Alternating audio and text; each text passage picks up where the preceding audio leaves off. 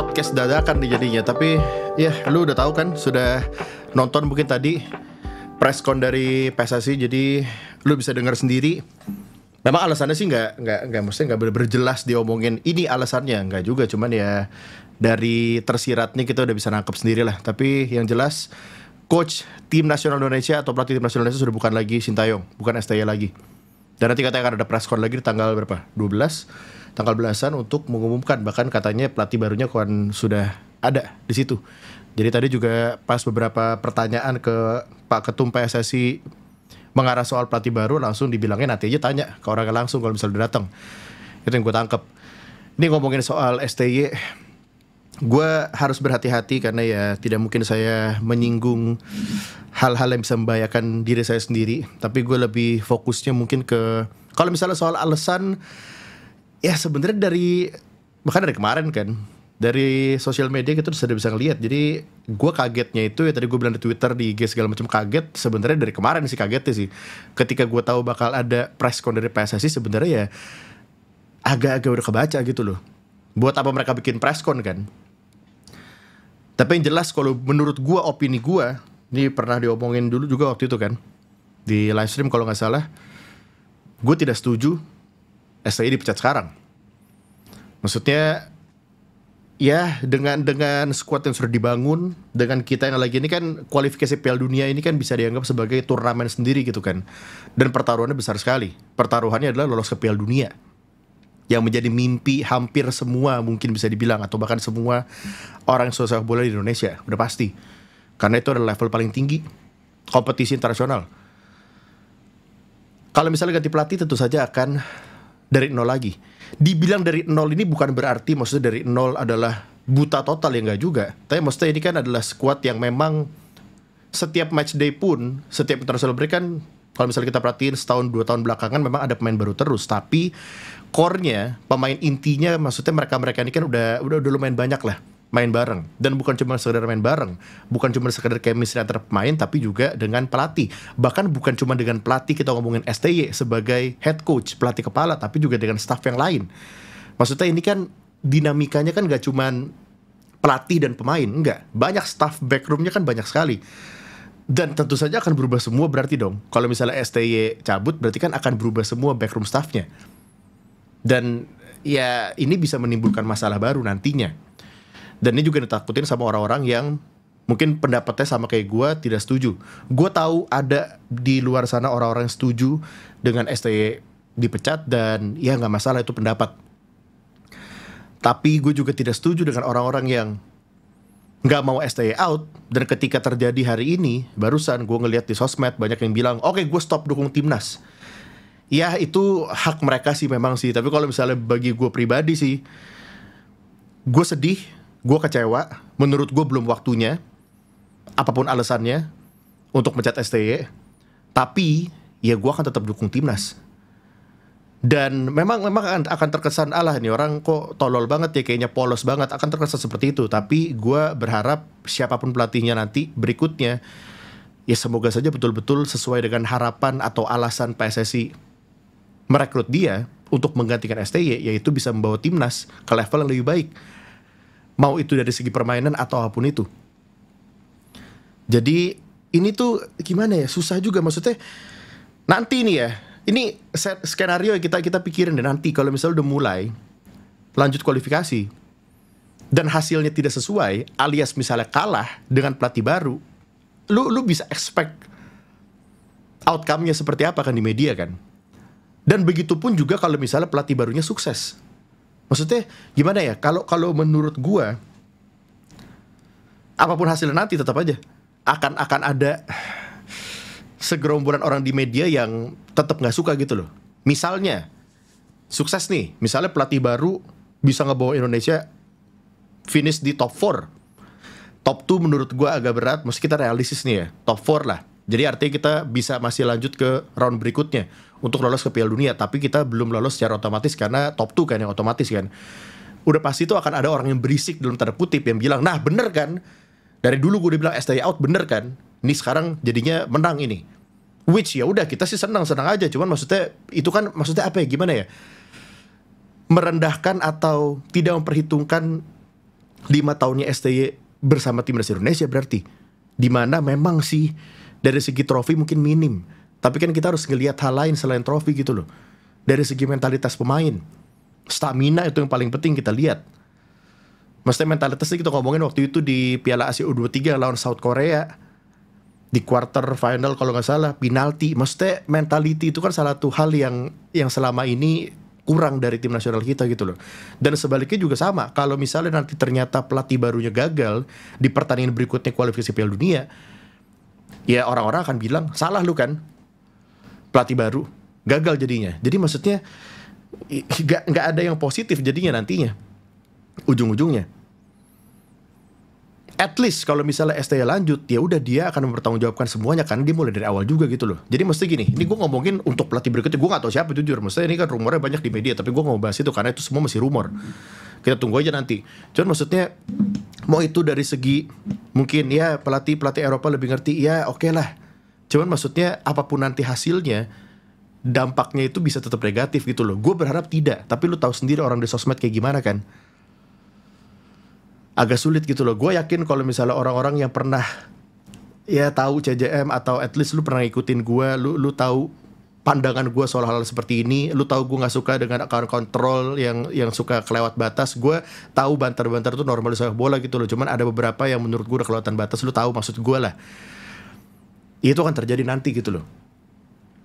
Karena mereka ini juga, ya gue nggak tahu, orang ada yang bilang nih si A ada agendanya ini, si B ada karena kenal sama ini, ya gue nggak ngerti lah. Tapi lu tahu gue nggak ada urusan sama itu semua gitu loh. Gue cuman orang biasa kayak lu yang suka bola aja. Makanya tadi gue bilang di awal kan, saya tidak mau ngomong sesuatu yang bisa membahayakan diri saya sendiri karena saya tidak punya backingan gitu loh. Gue manusia biasa. Kebetulan gue cuma punya wadahnya di YouTube, 400.000 subscriber sudah itu doang. Tapi maksudnya poinnya adalah gini. Ini mungkin saran aja lah, gue juga gak bisa mengatur semua orang untuk berpikiran seperti apa, untuk cara pandangnya seperti apa. Tapi gini, lu ngelihat sesuatu, itu jangan cuma hitam atau putih. Di dunia ini tuh tidak cuma A atau B. Tidak cuma Naruto atau Sasuke gitu loh nih, kalau misalnya orang yang suka nonton anime gitu ya. Enggak seperti itu. Kalau misalnya, gue kritik STY, bukan berarti gue haters STY. Sebaliknya pun sama. Kalau misalnya gue puji dia atau gue membela STY, atau gue barusan ngomong di video ini gue tidak setuju STY dipecat, bukan berarti gue pencinta STY yang maksudnya bener-bener pokoknya apapun dia lakukan pasti bener. Tidak, nggak kayak gitu bro konsepnya. Gue cinta timnas Indonesia, gue orang Indonesia. Jadi kalau misalnya siapapun itu pelatihnya melakukan hal yang salah, menurut gue itu pun pendapat ya, gue bisa salah, tapi gue berhak berpendapat dengan cara yang baik tentu saja. Bukannya sampai ngata-ngatain. Misalnya pemain main salah, Marcelino waktu itu dikata-katain personal, itu tolol namanya. Banyak yang kayak gitu kan. Itu tolol. Jadi orang-orang kayak gitu yang menurut gue ntar akan berulah lagi di era pelatih berikutnya gitu loh. Jadi memang susah. Lu mau ngurangin orang-orang kayak gitu susah. Gini, gue gak ada masalah juga dengan orang-orang yang baru mendukung timnas Indonesia atau baru nonton timnas di setahun 2 tahun terakhir. Tidak ada masalah kok. Malah menurut gue semakin banyak semakin bagus gitu loh. Cuman ya lu harus ngerti juga, maksudnya jangan sembarangan gitu loh.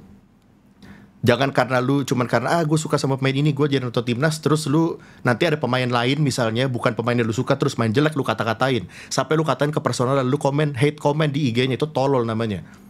Karena timnas Indonesia namanya satu timnas ya timnas. Dan sepak bola itu bukan cuma satu orang. Meskipun itu kelihatannya misalnya terkadang blunder satu pemain, tapi biasanya satu tim yang akan tanggung jawab. Karena mereka namanya juga main 11 pemain dengan satu nama, tim nasional Indonesia. Jadi itu yang harus di ngertiin, dan gue tidak ada masalah dengan orang-orang yang baru gitu loh, dukung timnas, sama sekali tidak ada masalah. Kedepannya kayak gimana, gue nggak tahu. Yang tadi gue ngomong juga itu optimis, maksudnya ini bisa banyak sekali hal yang terjadi. Apalagi kita lagi di tahap krusial sekali kan di Piala Dunia. Ini bisa jadi sebuah keputusan terbaik PSSI untuk ganti pelatih di titik ini, atau bisa menjadi kesalahan terbesar. Karena ya ini adalah tahap atau titik kita paling dekat ke Piala Dunia. Terjauh untuk negara ASEAN. Kita udah ngelihat 2 tim di grup kita yang ganti pelatih, Saudi Arabia dan Australia, dan hasilnya bahkan belum kelihatan sampai sekarang. Dan itu ngomongin tim yang kualitas pemainnya mungkin kalau kita ngomongin kualitas secara keseluruhan per individu, secara teknik dan lain-lain, mungkin masih di atas timnas kita untuk saat ini. Tapi gak ada yang bilang gak mungkin. Gue juga tidak menutup kemungkinan, atau gue gak mau bilang mustahil nanti timnas bisa lebih bagus di bawah pelatih baru. Meskipun ya berarti pelatih baru ini kan gue gak tahu gimana caranya, dia mesti pelajarin soal pemain-pemainnya dari nol, berarti kan dia tidak tahu apa-apa. Atau mungkin PSSI sebenarnya sudah komunikasi dari berbulan-bulan lalu, jadi dia punya cukup waktu, gue gak tahu. Tapi kalau misal dilihat dari rekam jejaknya, memang tidak mudah, apalagi untuk pelatih Eropa menangani tim Asia.